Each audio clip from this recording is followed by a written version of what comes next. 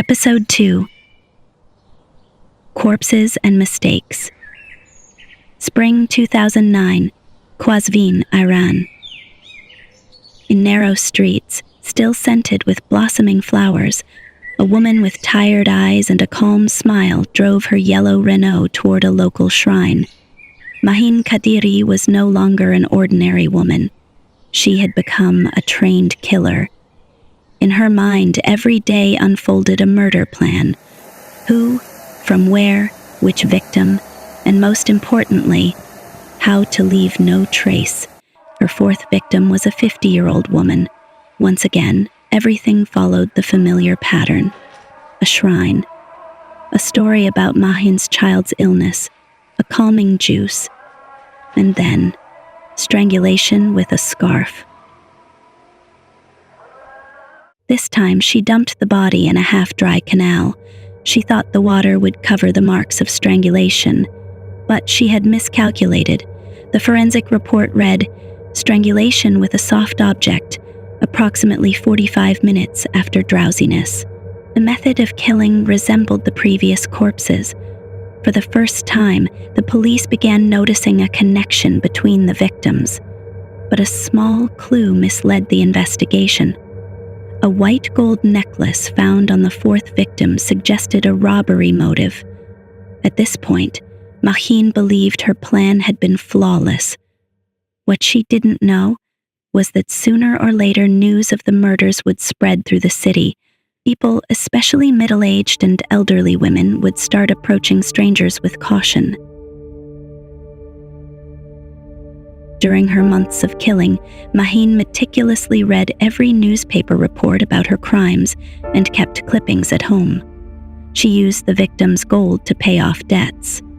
To avoid leaving traces in Qazvin, she traveled to Tehran, where she bought anesthetic drugs on the black market.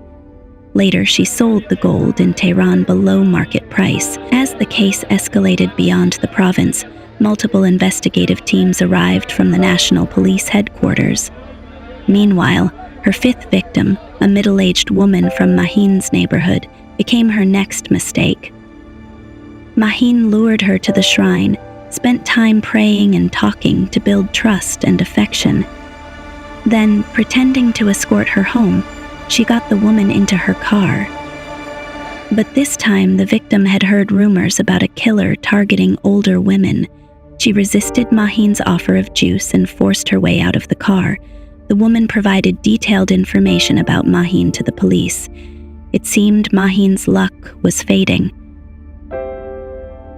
The police were now searching for a female suspect driving a yellow Renault near the shrine and asked the public to report any sightings. At home, Mahin panicked. She realized the police were no longer unaware. For the first time, her conscience disturbed her sleep. Yet just days later, she decided to kill again. Her fifth victim was an elderly woman living alone, occasionally visiting the shrine.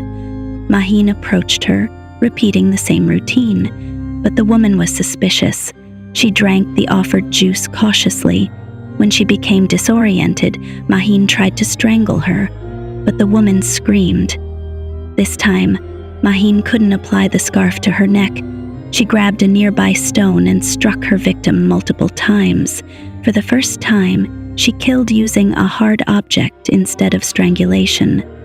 The fifth victim's body was soon discovered, plunging Qazvin into a deep silence. However, the survivor's report, combined with the sharp observation of a police officer, led to Mahin's identification. The officer realized that, due to parking fines near the shrine in recent days, Mahin must have left traces in the same area. Her car was traced, and the killer's true identity was revealed.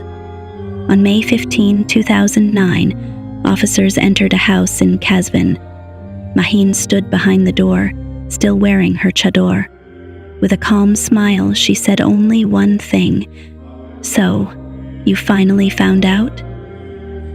Inside the house, a photo of a leopard strangling a deer hung on the wall.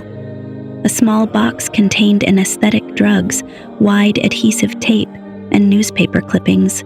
Mahin meticulously studied news about herself, taking notes.